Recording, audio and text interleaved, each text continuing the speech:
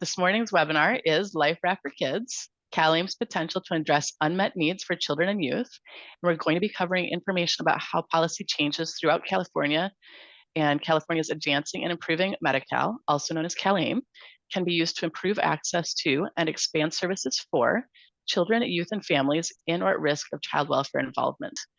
So our presenters this morning are from the California Alliance for Children and Child and Family Services.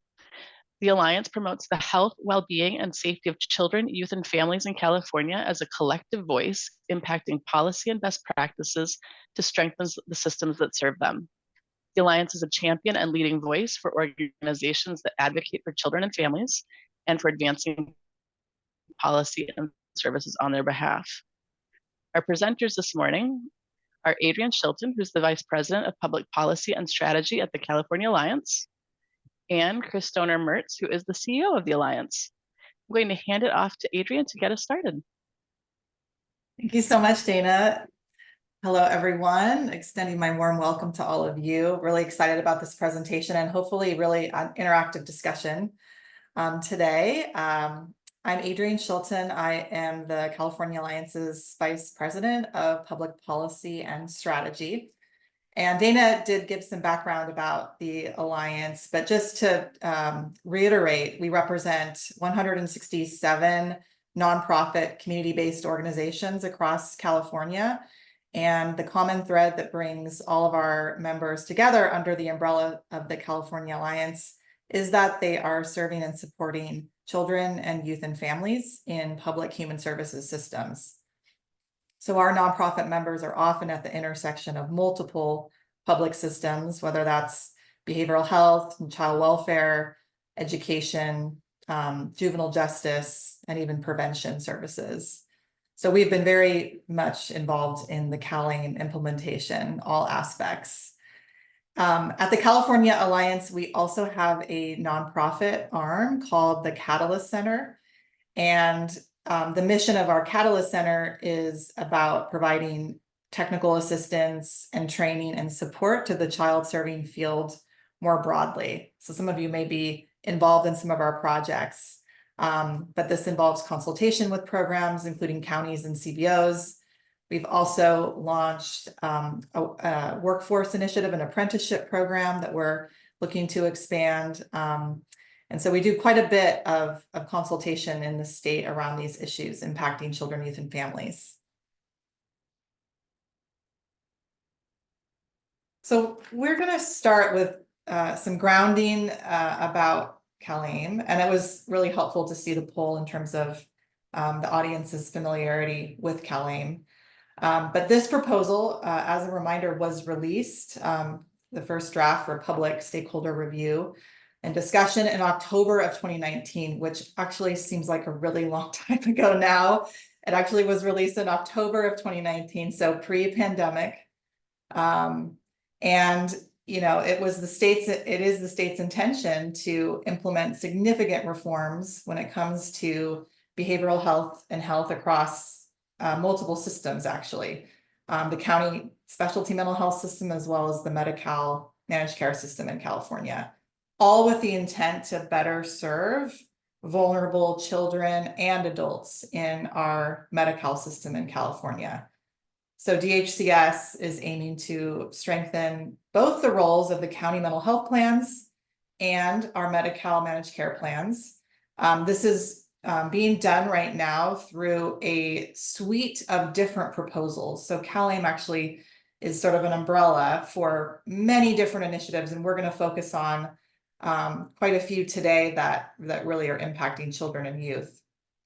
And these proposals are being phased in over a 5-year period of time. So this really started, the CalAIM, you know, the first rollout of the CalAIM proposal started in January of 2022. So we are 2 years in. And also just in the way of background, you know, we have a Medi-Cal specialty mental health services program in California. This is carved out of our broader Medi-Cal program and operates under a waiver authority under CMS section 1915B. And so DHCS is responsible for administering and overseeing our Medi-Cal specialty mental health program. And so this is our county system. And in California, we also have, quite a decentralized, service delivery system, because within the county system, there's also the ability to contract out service delivery to the nonprofit providers. So that's where sort of the alliance and our members fit into all of this, as we are working in partnership with both counties and Medi-Cal managed care plans to implement service delivery programming for children, youth, and families in California.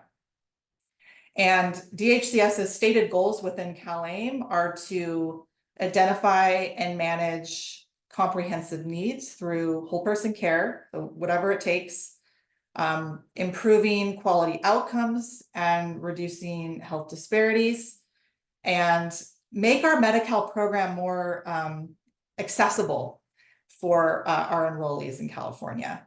So again, CalAIM is going to be continuing to roll out over the coming years.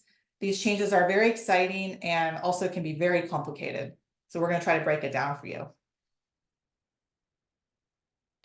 So we believe at the Alliance that there are substantial opportunities within the CalAIM proposal to increase access to care for children and families.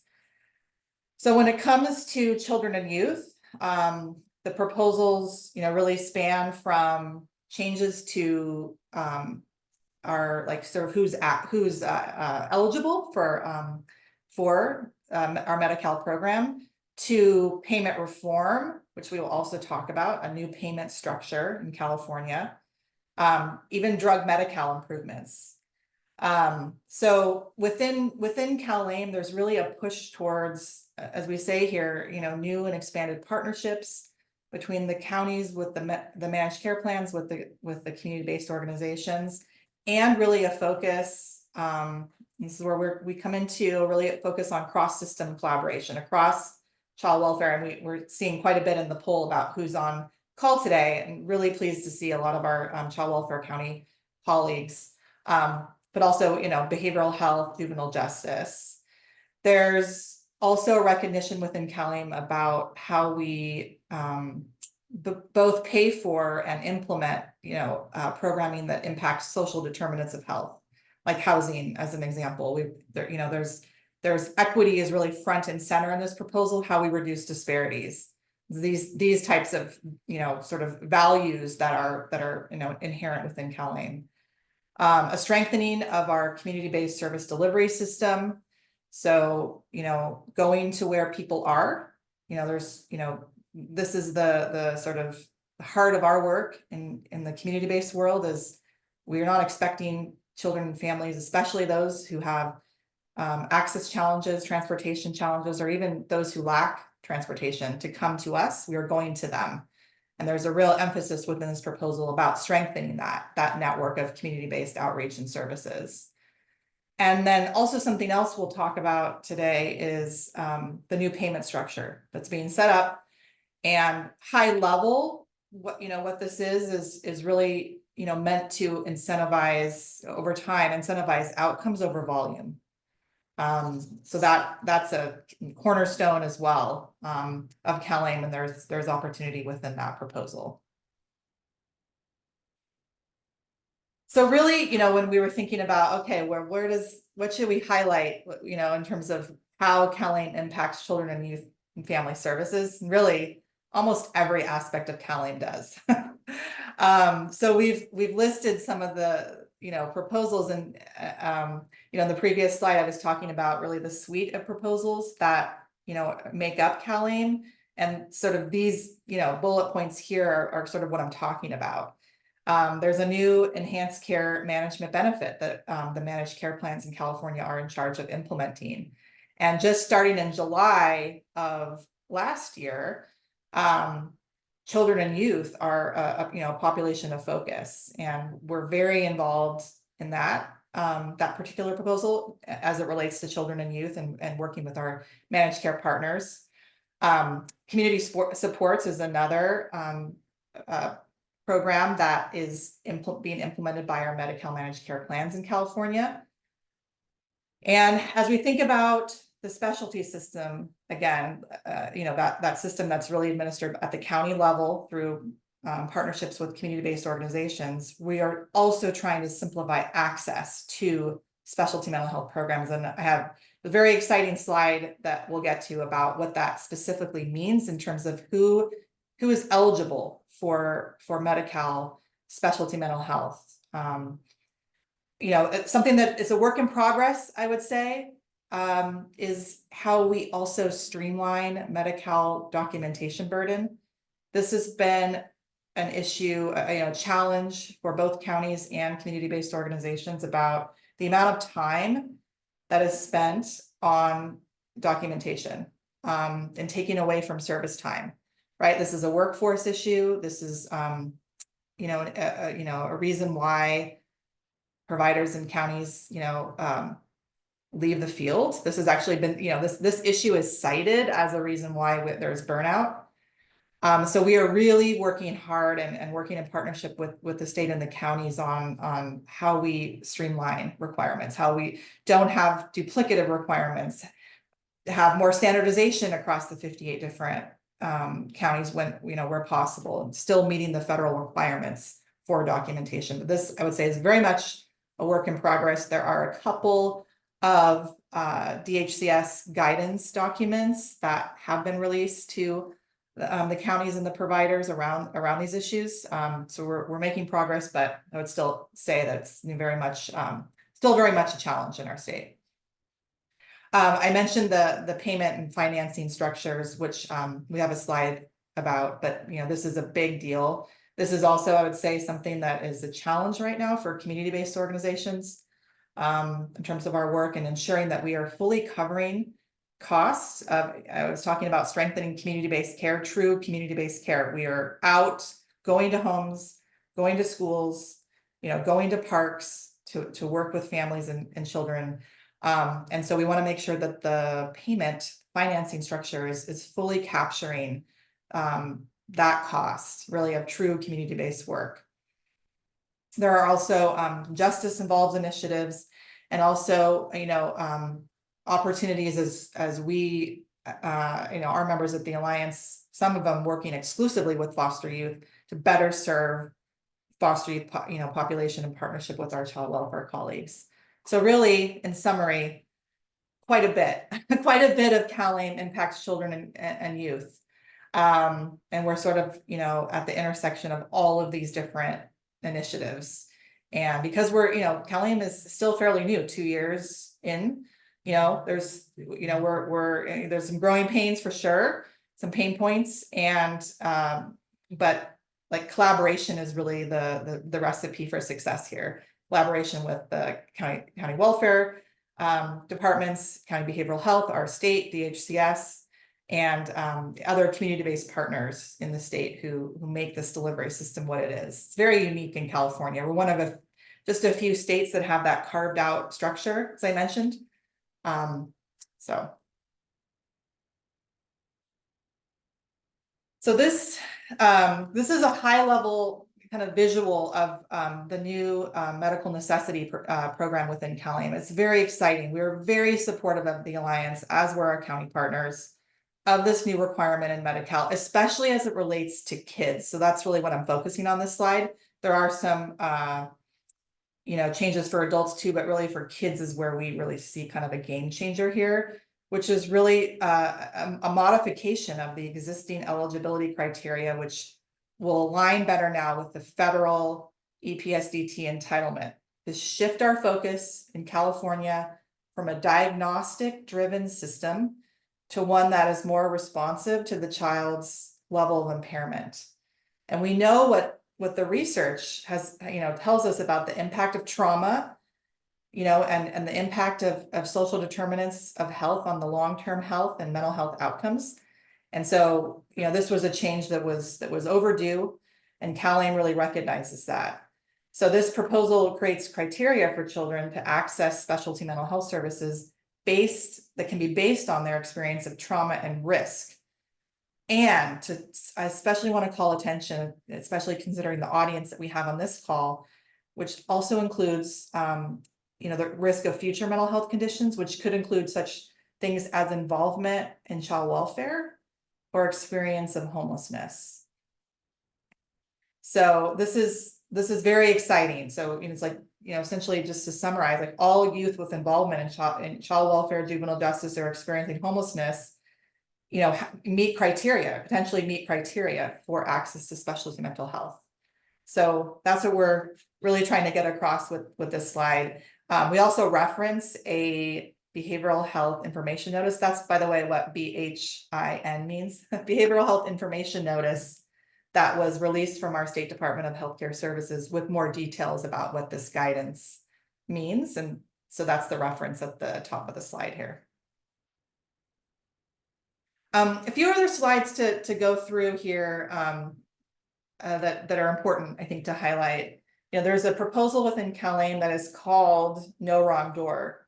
And essentially what that means is whatever system you show up in is the right door. Like there's no closed doors to you. And so that includes, both the county and our managed care plans and partners.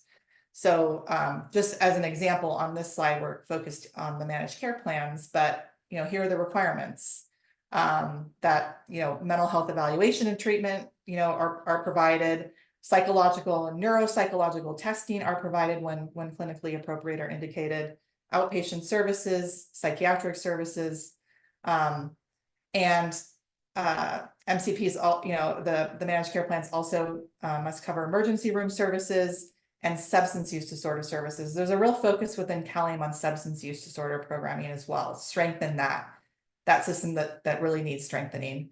So that includes alcohol and drug screening, assessments, other interventions, and referral programming. So this is really also DHCS's intent to really strengthen the role of our managed care system as well. And there's also, I mentioned, whatever system the child family shows up in provides care or helps with the transition, right? So this slide really is focused now on the county mental health plans.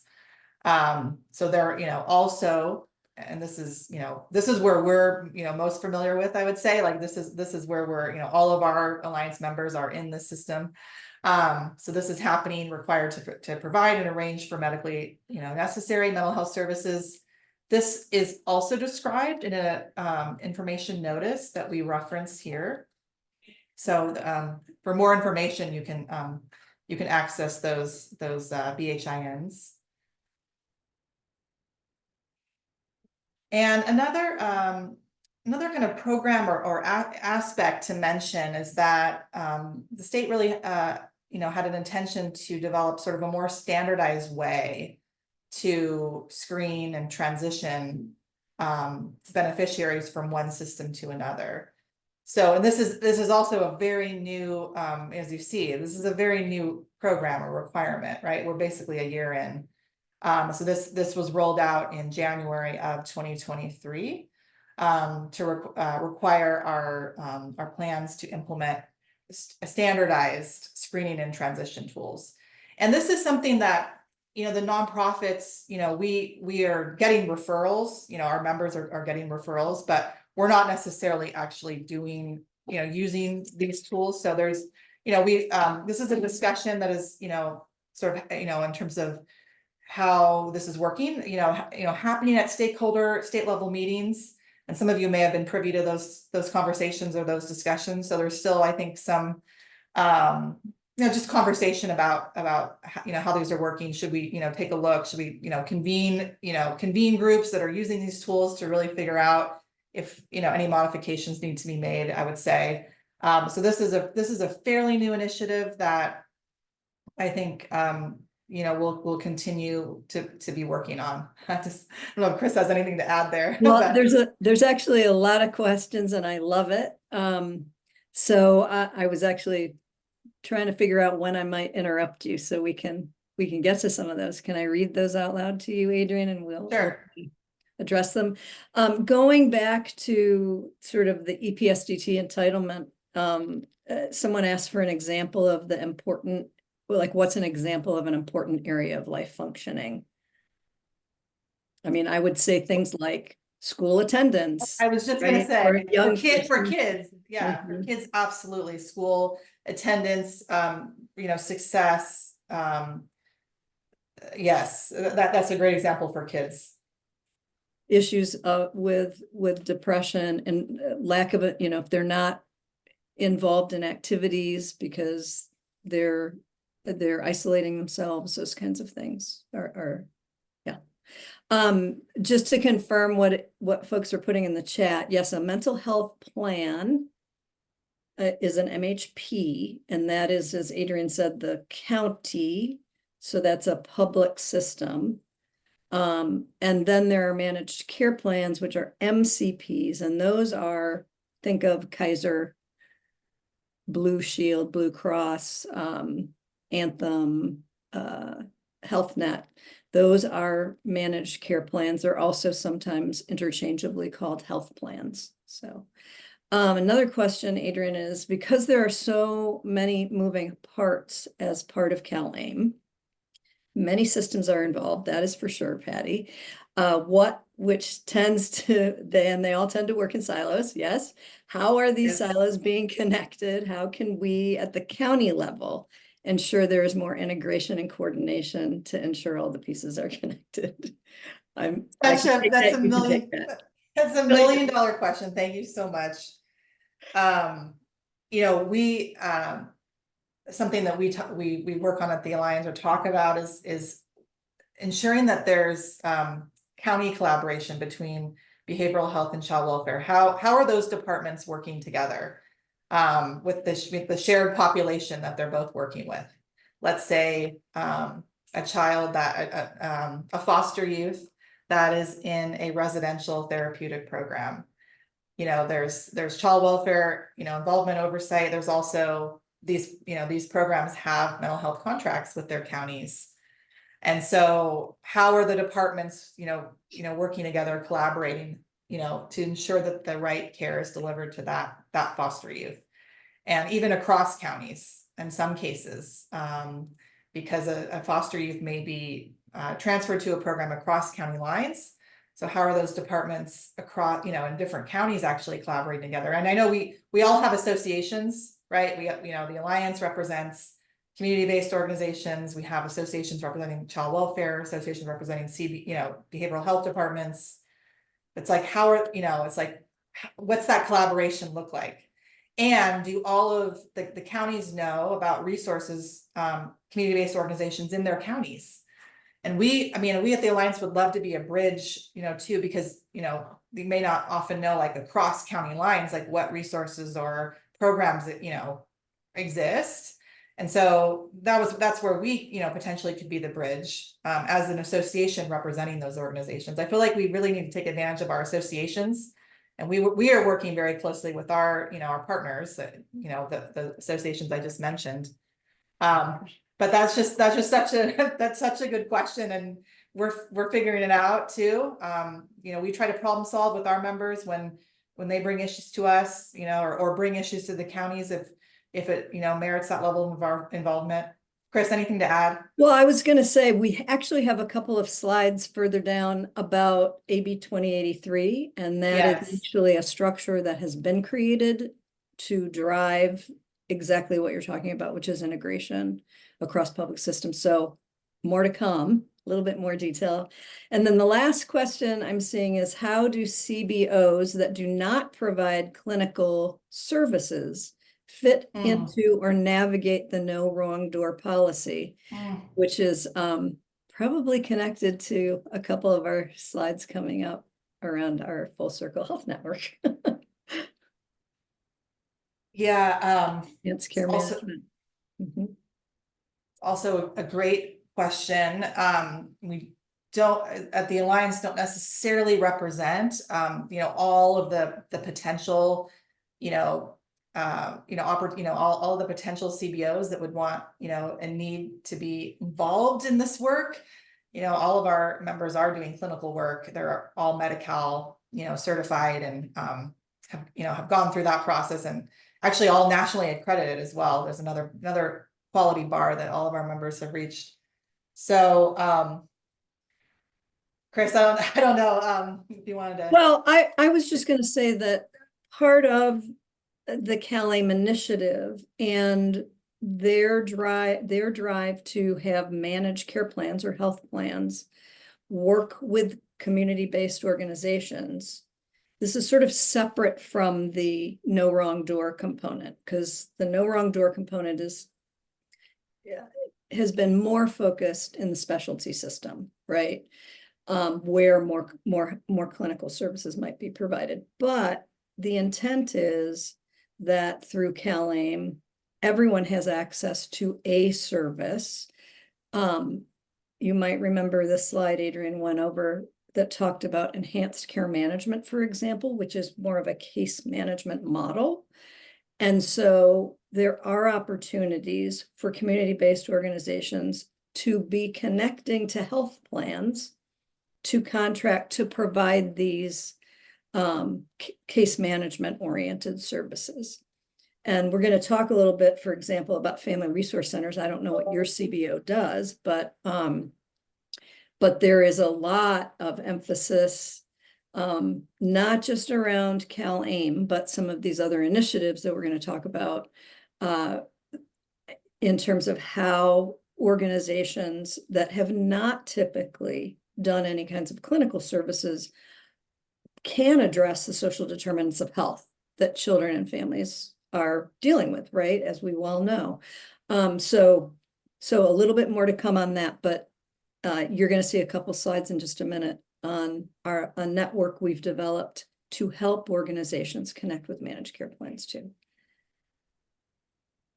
Hope that answers your question. Also, I'd love to talk more with the person who wrote in on that. I'd love to set up time if it makes sense. So this is a big one, this slide. I'm going to try to simplify it, be high level, and just kind of cover sort of the elements of CalAIM payment reform. And really what I'm focusing on this slide is payment reform within the specialty mental health system. So that's the counties, the county mental health plans we had talked about, and the contracted community-based organizations. This is very significant as it relates especially to behavioral health. And so what we're doing in our state is moving from what's called certified public expenditure funding, that's what we have now, to what is called intergovernmental transfer-based funding. And so what this structure is doing, high level, we mentioned this in a previous slide, is trying to be more consistent with incentivizing outcomes and quality over volume and cost. So this shift in methodology is really happening over phases, I would say. And so this particular reform rolled out in July of last year. So we're 6 months in. So we're in the first year. And there's a new DHCS is establishing new reimbursement rates, as well as an ongoing methodology to update that and updated codes for the non-federal share of funding the counties have. And this is all, the rationale for this, under CPE, the certified public expenditure, all reimbursement is limited to the actual cost of providing services, which does not really allow for other financial arrangements like value-based arrangements, or just other incentives to reduce costs. So this shift, from certified public expenditure is going to allow DHCS in collaboration with the counties, again, to establish rates for reimbursement that are not necessarily limited to cost and focus on quality. Ideally, and we are not anywhere near this yet, but ideally in the future, providing more flexibility for the counties to explore, different provider reimbursement arrangements, or, again, looking at incentivizing quality and value and outcomes. And then lastly, and something that we've, really taken this on, is how we reduce state and county and then provider administrative burden. So, really, a system that would ideally in the future allow counties to be closing their, their records closer to the end of the fiscal year. There are many challenges that are happening within, payment reform right now from our perspective at the Alliance, from the community-based organization perspective about just how this, I was going back to, thinking about the community-based service delivery system and how we are, in the counties too, we're out in the field in specialty mental health, not necessarily clinic-based, although that's some of the work, but we are out in community where people are and serving people where they are. And so the reimbursement, needs to account for that, needs to cover that, the full cost of true community-based service delivery. And so, definitely a pain point.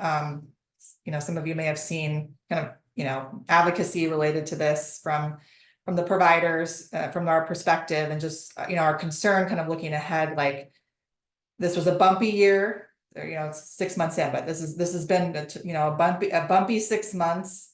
And we're looking ahead to ensure that we can, have a sustainable rate structure for community-based service delivery in California. This is a big one.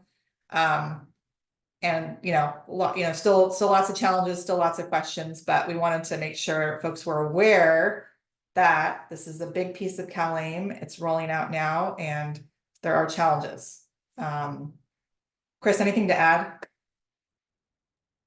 I don't think so. There was a question we missed, so it's going back a little bit, but it has to do with foster youth potentially moving out of fee-for-service, because in some counties they are they automatically are put into a fee-for-service model. Do you want to address that? Or you want me to? And why don't you take us first crack at that one?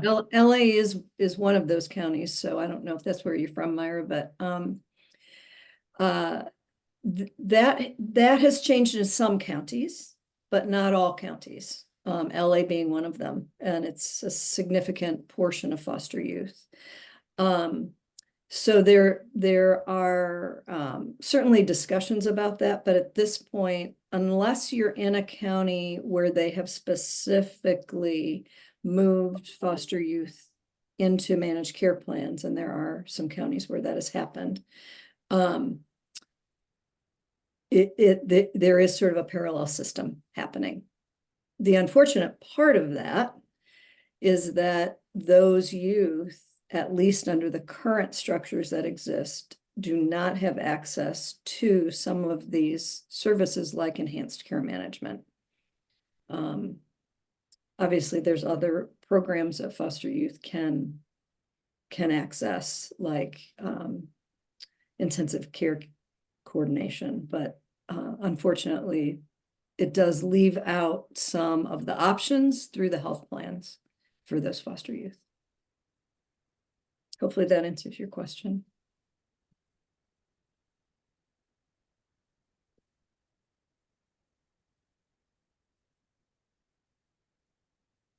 So in the coming slides, we're going to cover some of these other initiatives, but there is a lot swirling in the children and youth space in terms of investments from our administration, other policy issues in our world that are impacting children and youth. And we're just kind of naming a few here. But and again, we'll give you high level details in terms of funding and kind of what the status of each of these.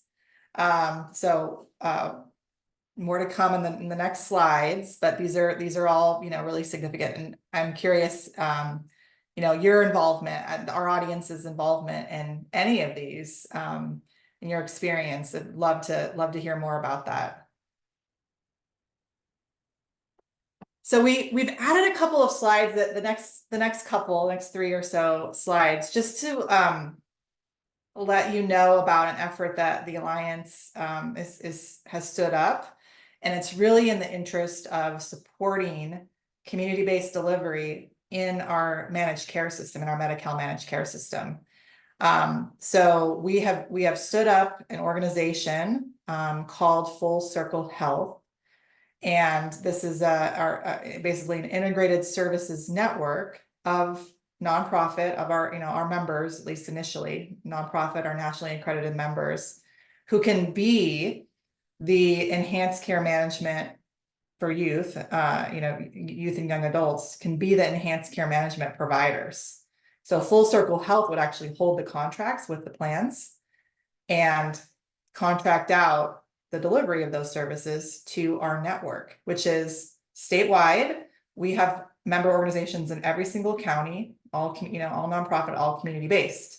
So the idea is, instead of having each of our member organizations, some of whom are very small, may just have a couple of programs, develop the infrastructure, sort of quality management, all of what's needed to do that individual contract with the plan. We have Full Circle Health to do a lot of that infrastructure and administrative work on their behalf. And it gives the plan sort of a one-stop shop to access state, organizations that have, specialized skill in working with children and youth and families and public systems. So instead of the plans trying to figure out also like where the networks are, and some, we do have member organizations, and there are others that have experience doing this work, like may already have existing, contracts and work with managed care plans, but not to the extent really that where the need is, and not statewide. So this is the beauty of Full Circle Health. And we just have some visuals here about sort of how this looks like in practice. But basically, as I mentioned, like Full Circle Health, holds the contract with the plans. They do the administrative work for the referrals, and then refer those out based on need, based on there may be like a niche kind of issue that like we need in this particular youth, and can know where that CBO is and their expertise in doing that work.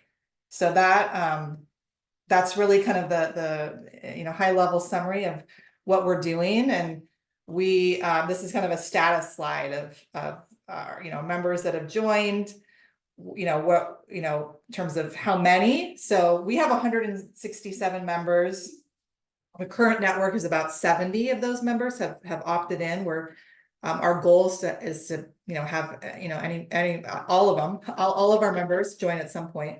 But we have a pretty significant number, 240 site locations.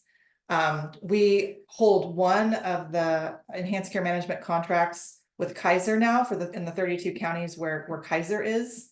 So that really started rolling out just this month. Like that really kicked off beginning of the year. So that is new, but that was significant for us in terms of like really our spread and how much work that we can do. So we're very excited about that. Adrienne, there's a more general question, if I can ask it. Are all managed care plans going to have the ECM contracted out, or are some doing this themselves? That is a good question. I don't know if I know the answer to that one. I think what I have seen is that most, or at least the ones that we're working with, are contracting out, or maybe some combination. That is certainly my experience as well. And while I don't know if it is specified through the CalAIM initiative, I know it is absolutely strongly encouraged that is not, that the idea is these are community-based services and they need to be provided locally in and around the community where children, youth, families, adults are. And so there is significant funding that is going to the managed care plans, to CBOs, through what are called cited grants, CITED, to really encourage those relationships to be built. And as Adrienne said, that just kicked off in July for children and youth. So I think we've got one other question in the chat. What is the jurisdiction of Full Circle? It is statewide. Yeah. And so we are ultimate, and Adrian mentioned that that we have 70 members. We've actually opened it to non-alliance members as well. So any CBO that is, not already connected to a managed care plan, but wants to learn more about and providing these services can reach out to our Full Circle group. Yeah, if anyone's interested in this project in particular, please reach out to Chris and me, and we can do a warm handoff to the staff who are running Full Circle Health. We actually do have an executive director and a team. As you can imagine, this is a huge project. So we're building the team, continuing to hire for that team, but it's very exciting. To Patty's question in the chat, where can we find a list of CBOs? Outside of the list that you might find on our website, I'm not sure there's a comprehensive statewide list of organizations. Yeah, I'm not aware. We'll have I'm to not look aware of up that. Yeah, I mean, each managed care plan certainly would have a list that is working with them, but I don't know that there's a comprehensive state list. We can look into that and see if we can find that out. That's a great question. We've got one more Q&A. Can you share what the benefit has been to some of the smaller CBOs in taking part in CalAIM in relation to the costs of investing in infrastructure training, etc.? I'm representing an alliance of FRCs, and some of our orgs are hesitant to start the CalAIM process due to concerns over the risks of investment of not paying off. It would be great to hear some success stories. Well, that is exactly why we started Full Circle Health, actually, because it is such a big lift, particularly if you're in more than one county, but a small FRC, for example, and it does look like there's an FRC, at least one person on the call that has done this and is doing enhanced care management, but it's a lift. It's a different language when you're talking about social service work compared to health plan work.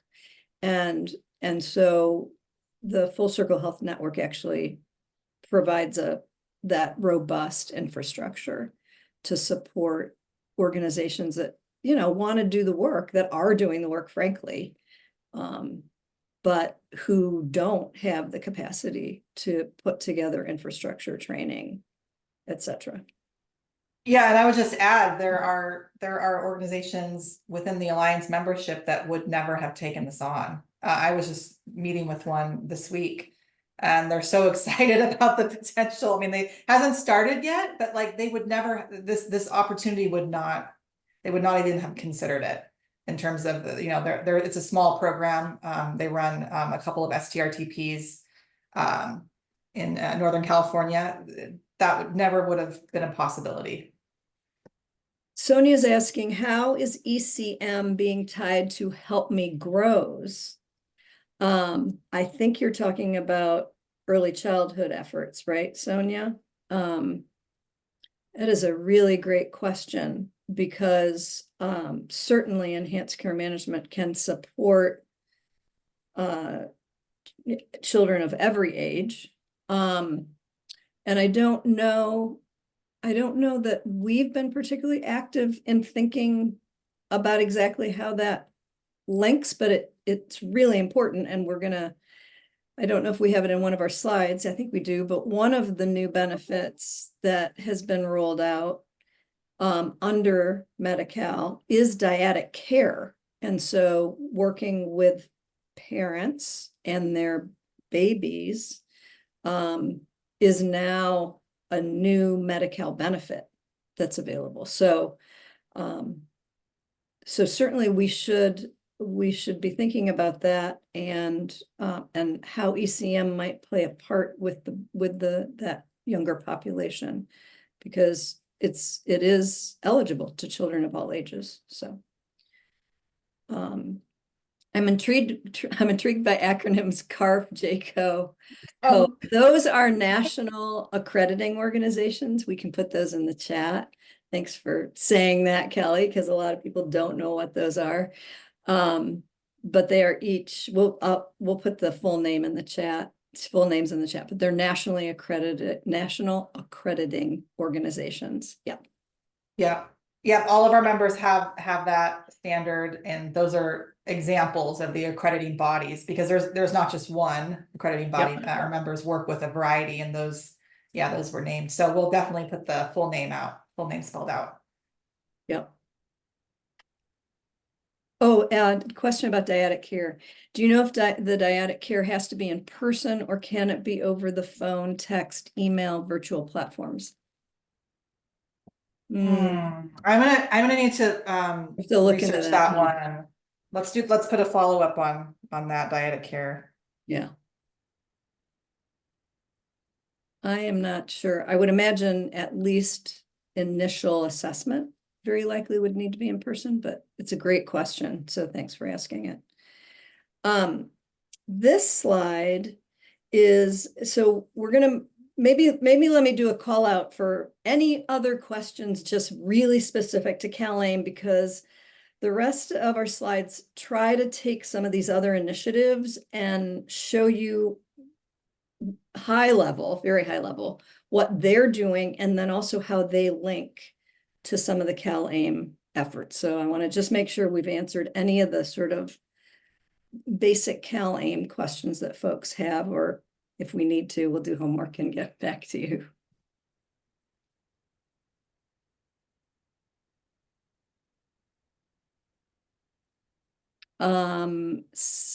Question about Full Circle's jurisdiction. It is a statewide network. So we are contracted with managed care plans throughout the state. It stood up in July, so we're in process with much of this, but we are, as Adrian said, contracted with Kaiser, contracted in the Bay Area, in conversation with Partnership Health, in conversation with LA Care, working with some San Diego managed care plans. So it is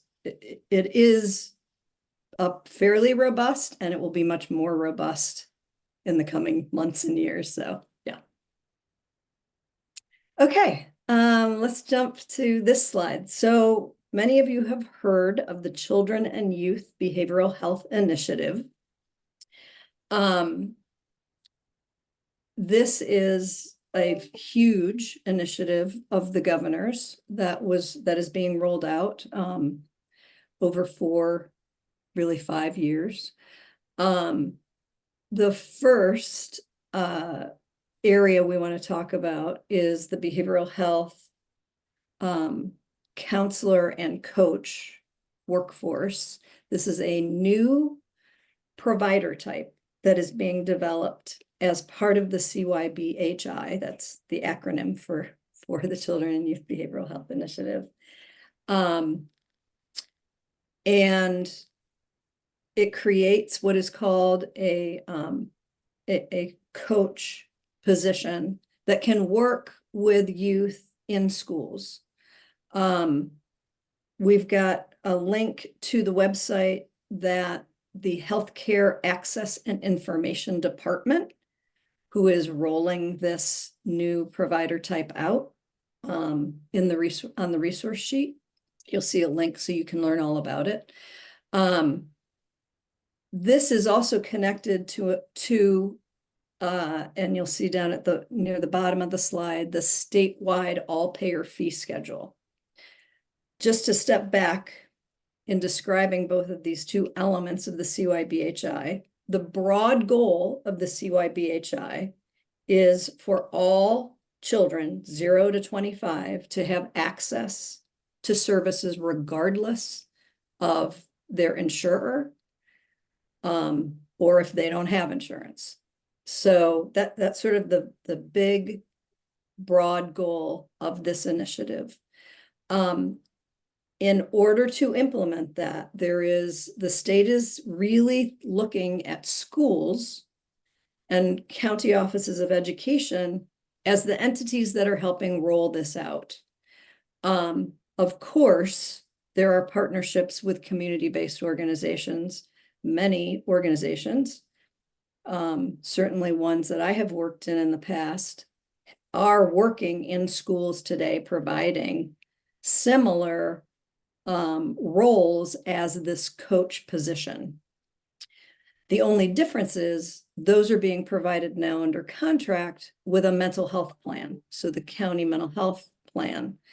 And it's limited in terms of who gets those services, right? A child has to meet the requirements of that mental health plan to get those school-based services if you're providing them for Medi-Cal students. So these two components, one being an all-payer fee schedule, lists out the types of services that can be provided either at a school or in a school-linked, community-based organization. So it doesn't even have to be at the school, as long as the school is in partnership with a community-based organization. You are required to be part of a provider network, and the school or the county office is the entity that would essentially put you on their provider list.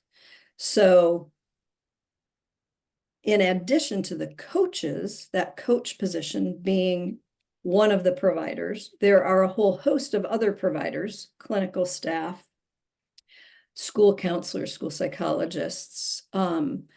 And there is a link on this PowerPoint, and I think it will be in the resource sheet if it isn't already, a link to that fee schedule.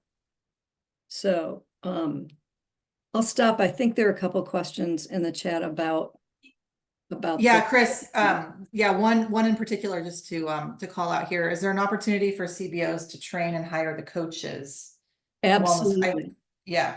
Yes, absolutely. yes. In fact, there is a grant right now that is opened. I believe it's due in early March. Yep. And to support your bringing on coaches to work in schools. So if you are a community-based organization, please, please, please, maybe we can find the link at some point during the presentation. Please do apply for those. And if you have not talked to a school that you are close to, and have capacity or could build capacity to provide these services in schools, please reach out to them. This is a huge initiative. There's a lot of funding behind it. Schools are getting funding to support it. And they need CBOs. They need CBOs as partners. So, okay, going back, do you want to talk, Adrienne, a little bit about the behavioral health workforce capacity grants and efforts? Just maybe just to say that, HCI, which is the Department of Healthcare Access and Information, is a really important partner on our behavioral health workforce initiatives. And they have been releasing opportunities to, further support our workforce through, grants and scholarships and these capacity type of initiatives. And so if you've not checked out, I would definitely encourage everyone to get on their email lists, which you can do just going to the HCI website, because they put out probably at least a couple times a month updates to the grant opportunities. We keep a running list at the Alliance, but obviously we would be sending that to members. But you can, publicly available information, comes out from HCI all the time. So I would encourage you to remember that they are very important in this work. We have workforce challenges, shortages. This is something that's desperately needed. So I just would say sign up for their information. Great, thanks. You will also see on this slide the enhanced Medi-Cal benefits, the dyadic services. That's part of this initiative around the CYBHI. And I already mentioned the school-linked partnership and capacity grants, which are open right now. So there's a lot of other things under workforce in addition, like there are some trainings that are being supported and funded. So there's so much detail under this. We could spend an hour and a half just talking about the CYBHI. And let's not forget the virtual platform. I think actually the next slide kind of high level gives a bit of an overview. I just wanted to go back to the dyadic question because I was just doing some research on my phone. I'm sharing screen, so I can't do it on my computer, but I was researching and it does look like, and there's a link that this can be delivered remotely, the dyadic services. So, and there's some nuance to it, but we'll put that in the chat. Excellent. Thanks. Melissa's asking for links, but I'm not sure what links you're looking for. I'm sorry if I lost track there. Yeah, that looks like somebody asked. Great, thanks, Caltrin.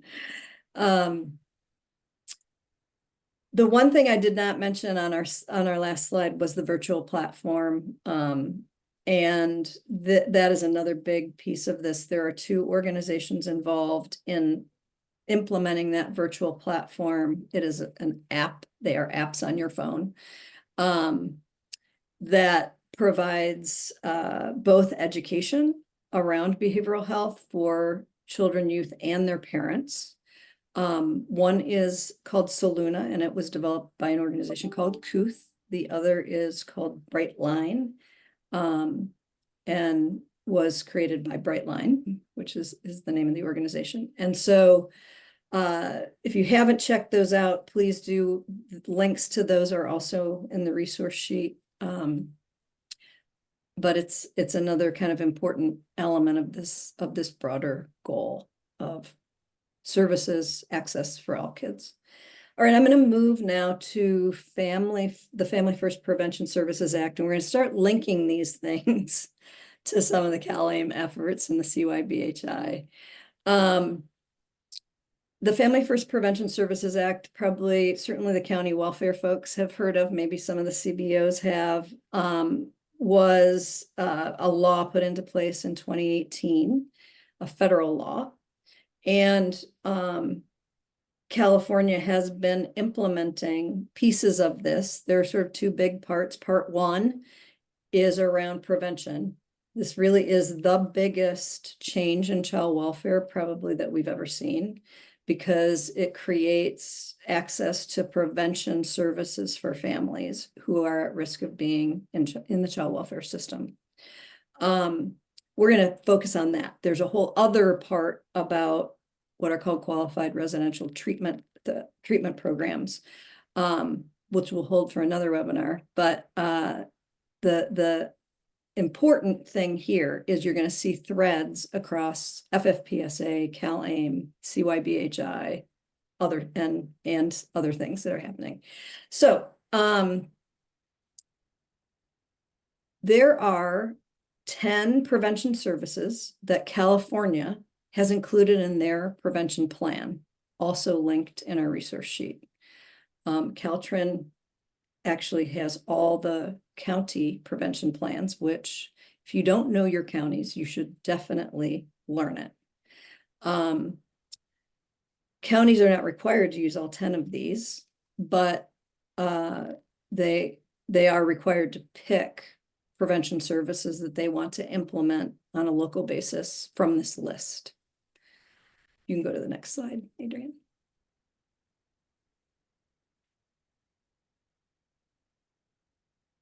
There are challenges, as with any large initiative. There are many things you don't always think about until you actually have to go to implement them. One of the big issues is that many of those EBPs, the majority of those, EBPs stands for evidence-based practices, that's my shorthand. Many of those, although they can be paid for by federal dollars called Title IV dollars, are also claimable through Medi-Cal. What that means is that counties have to figure out between their behavioral health department and their child welfare department, how are we going to implement these programs? And when do they come through a contract through the mental health plan? or when do they come through a contract directly with the Child Welfare Department? This has been a big question for several years. DHCS and CDSS are working on joint guidance now for counties. And so there's a bit of a holding pattern right now in terms of doing much, unless a mental health plan decides they would like to implement it, because of course they can implement these EBPs already because they are Medicaid eligible. Additionally, there are sort of just technical issues because our claiming systems for Title IV-E are really not set up to claim individual services in the same way that our Medi-Cal systems through the mental health plans are. So they're looking at 2026 as the target year to actually have the claiming system up and running. And then finally, in terms of implementation challenges, the community pathways, which is essentially, the idea is prevention services and early intervention should happen really before a family even comes to the attention of the Child Welfare Department, right? In the best of all worlds, families get support from family resource centers for kids in their schools before any kind of CPS report has to be made. We aren't set up that way right now systemically in California, right? And so figuring out how is it if a family is receiving a service from an FRC, that if they need more services that might be available through the Child Welfare Department or the mental health plan, what's the connectivity there? So that's a lot of what has to get worked out at the local level. And we're going to be talking about some good examples in our next webinar about where that's working, what some of the challenges are. So next slide. So other initiatives that braid and blend with the FFPSA, the big one really is a new waiver program called the BH Connect waiver. It stands for Behavioral Health Community-Based Organizations Network of Equitable Care and Treatment. I can never remember that. I have to look at my notes. But you'll see a lot of connections here as it relates to the services for kids. Really quickly, and we do have quite a number of slides, so I'm going to try and speed up a little bit, Adrienne. Okay. Oh, no, you can stay on that for a minute. But what you'll see is there's evidence-based practices that under this waiver that comes through the Department of Healthcare Services are also part of FFPSA. So functional family therapy, multisystemic therapy, parent-child interactive therapy. These are the three biggies you're going to see in different places. What that means is that DHCS will have codes specifically for these services, just like they have right now for intensive home-based services or therapeutic behavior services. There will be a codes and a billing rate for these services. There is also a component of the BH Connect that will require that when an investigation is happening for a child and a family through CPS, through protective services, that there will be a requirement that a behavioral health person go to that family with the social worker or caseworker doing that investigation. So to really assess the behavioral health needs and make sure that they're getting the services they need. There is also a cross-system incentive program in this waiver that incentivizes mental health plans, child welfare departments, and managed care plans to come together and think about locally how are they supporting children, youth, and families. Great question, Patty, on whether the waiver is an opt-in or required. There are components of BH Connect that are required. There are other components for which counties may opt in or out.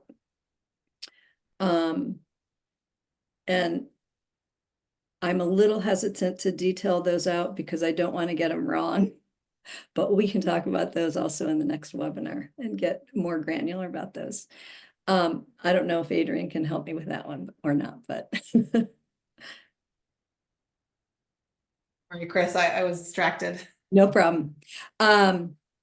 So there will also be foster care liaisons and health plans. And there will also be payment for activity stipends specifically for foster youth through this waiver. So lots of potential supports for youth either at risk of or in the child welfare department. And we'll make sure that we get back to you about which of those areas are required at the state level versus opt-in, opt-out. You can go to the next slide.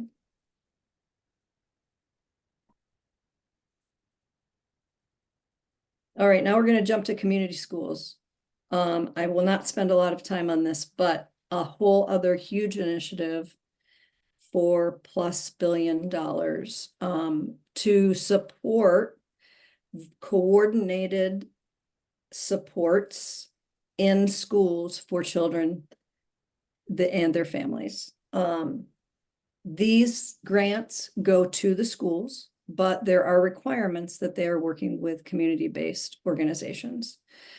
You can go to the next slide. We'll run through it real quick. This is a framework. I'm not going to go into the details. I'm going to give credit first to Hay and Kimner at the Community Schools Learning Exchange, and a link to their website is also in the resource sheet. But really the focus here is school staff. There's coordination between the school, their community partners, and the youth and families. There's a huge component and pillar here around youth and family engagement and decision-making around how services and supports are developed at a school site for a child. You can keep running through that, Adrian. Thanks. Thanks for coming, Maureen. Next slide, Chris, Yeah, that'd be great. Okay. We already talked a lot about the BH Connect, so I won't go through the details here, but essentially many of the things that they're building into this waiver don't require a waiver, but some of them do. And so this just kind of details that. You can go to the next slide. And this is just a visual so you get like the idea that these initiatives, and again, with CalAIM as the umbrella, have lots and lots of new opportunities to provide evidence-based and community-defined practices. I know you can't read all the text because particularly on the CYBHI grants, and there are 6 rounds of these grants, you can't see all of the various different types of services that organizations are doing. But what you can see is this thread throughout with the 3 evidence-based practices that are being focused on at a state level. Next slide. And I will See you.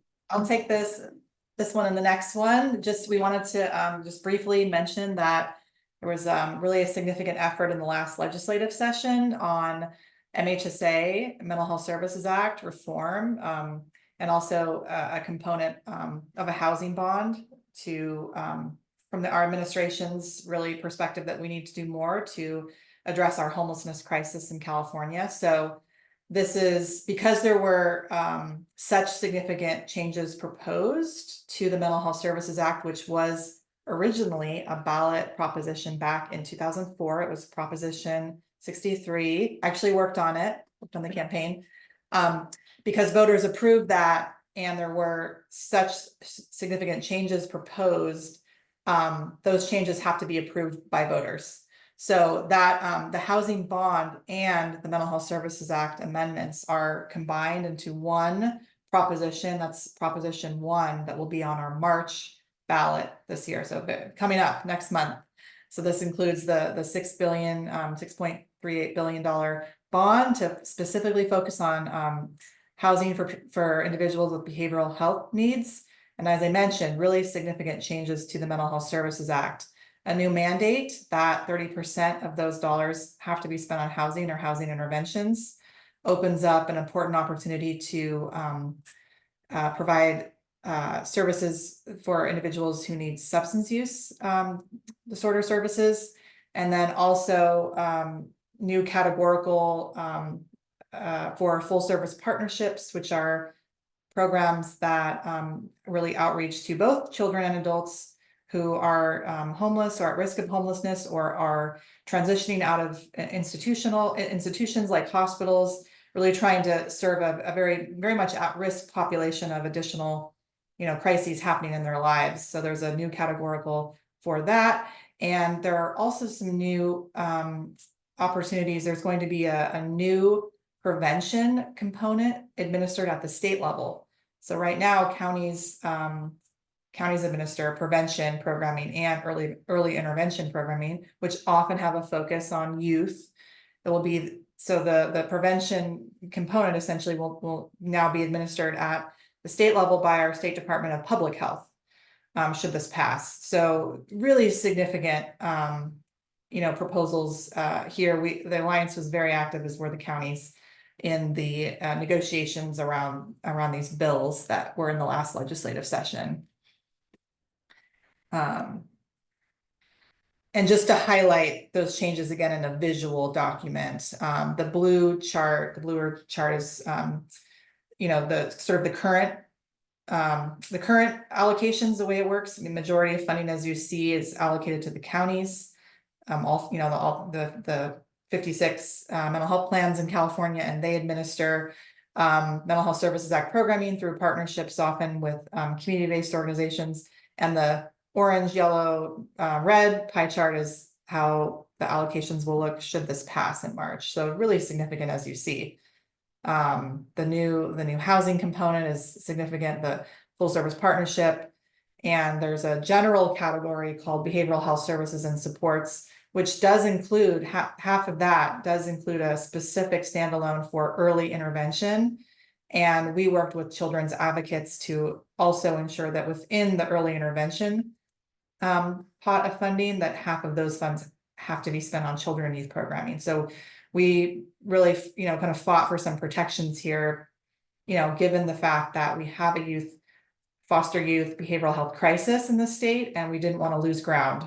And there are quite a few MHSA funded programs that specifically are targeting, at-risk youth, or also preventative type programming. So even youth who may not have the crisis yet, but it could use some additional support. So that is on the ballot. That is a significant change. Should this pass, this is going to be a big focus of our counties and our specialty mental health system in the years to come, I would say. All right, these next two slides, we talked about 2083. There are a lot of links in our resource guide, but essentially this is an initiative that occurred as really part of the continuum of care reform that started all the way back in 2017.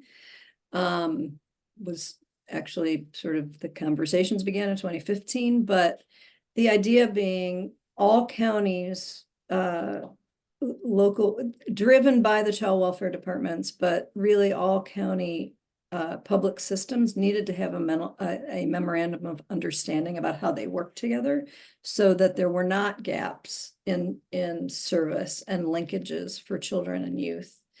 So there are interagency leadership teams that should be happening at the county level. Please learn about yours. And there's guidance around what those should look like. Next slide.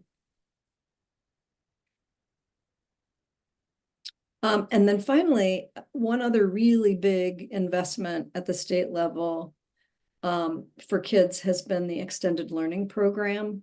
So this is after school, summer programs, etc. There's some big one-time investments that support kids outside of school, and making sure it was really driven, I think, a lot by COVID and wanting to make sure that kids were getting opportunities to catch up.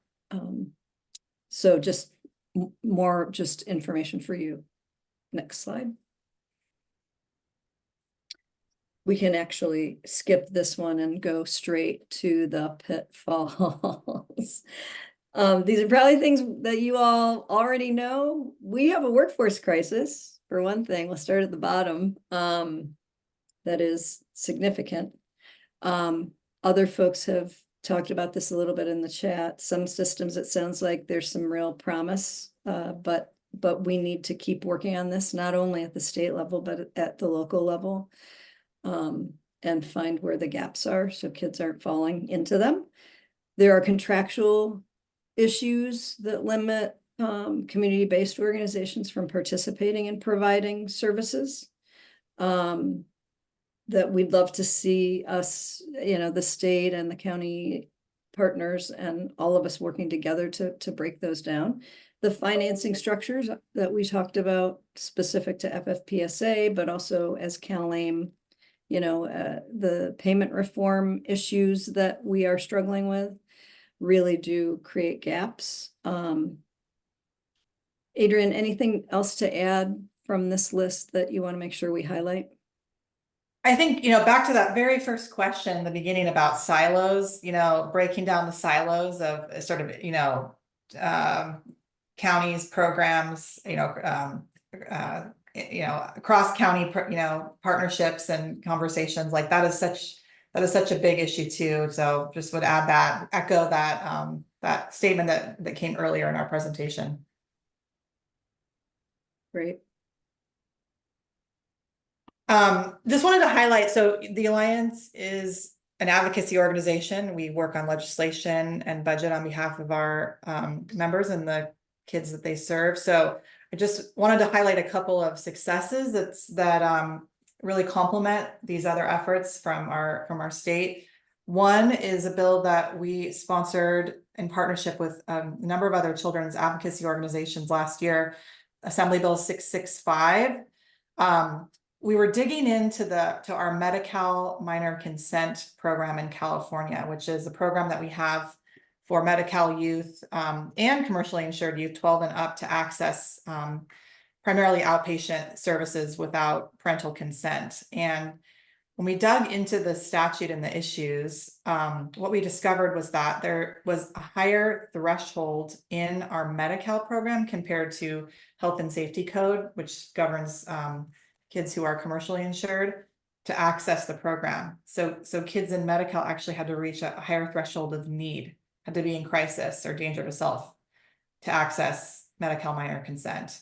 There's this is an equity issue. This is a parity issue that we wanted to take on. So our bill that we did get signed and actually got a signing message from our governor was removing that threshold. So we're basically aligning statutes, family code, Medi-Cal, and health and safety code to create that parity. So it's very, very rewarding bill to work on.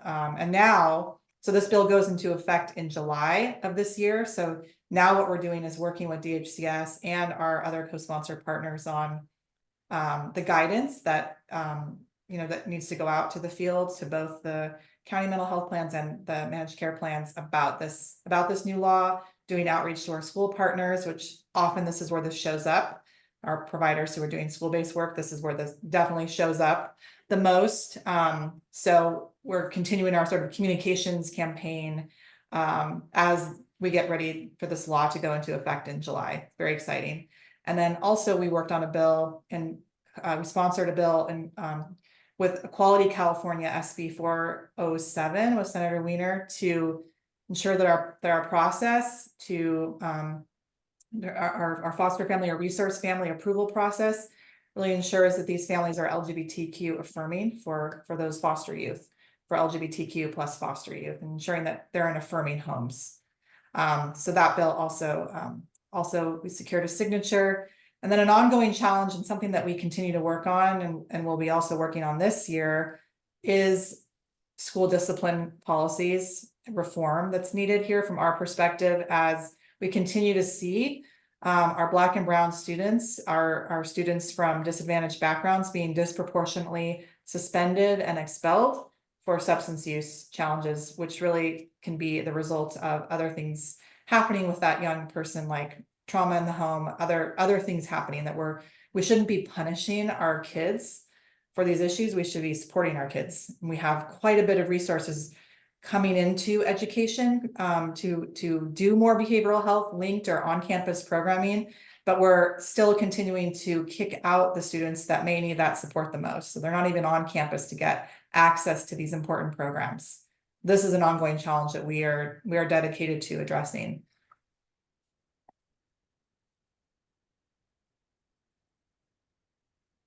This is really just a visual for you, but shows how everything needs to be linked together. And I think we could probably just close out given the time, Adrian, but we want to hear from you for our next, oh, sorry, did you want to do this one?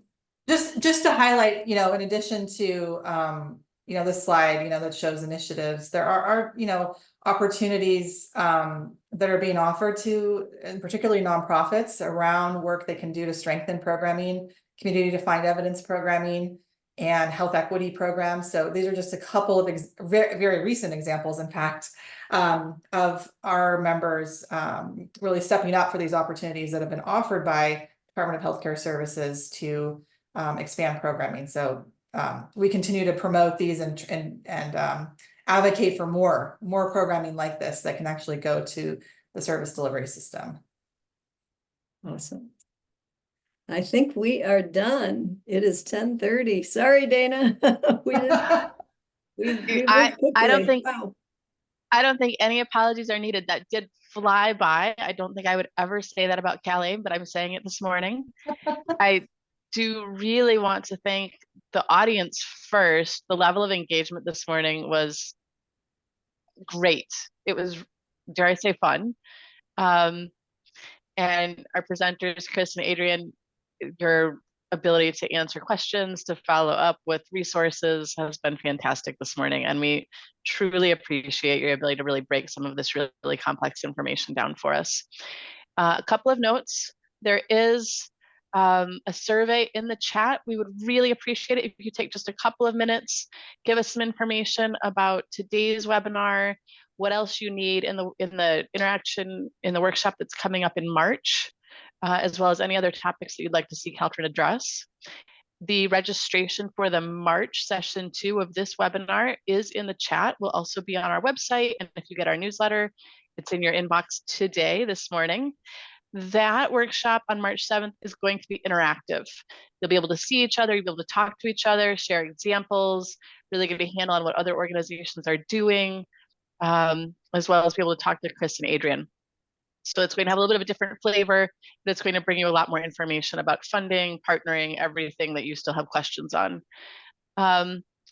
We are going to wrap up the main portion. Chris and Adrian, do you want to sort of keep going on a couple of these questions, or do you want to hold them for the next session?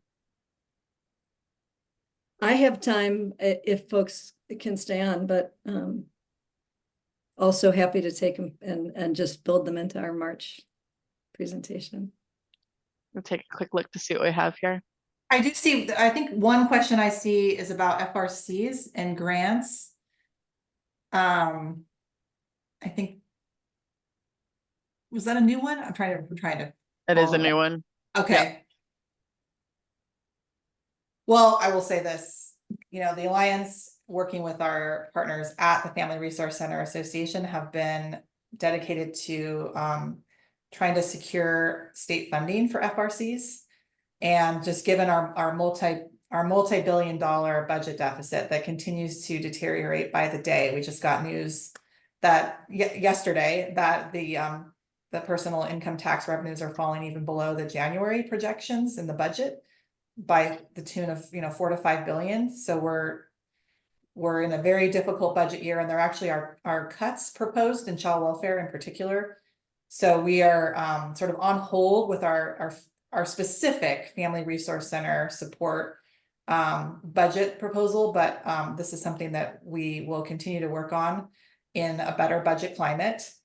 And I would say that there are some opportunities through the CYBHI for nonprofits like FRCs to apply these health equity grants, and the evidence-based practice or community defined evidence grant program. So we can include links there, but we're really trying to secure more of a state,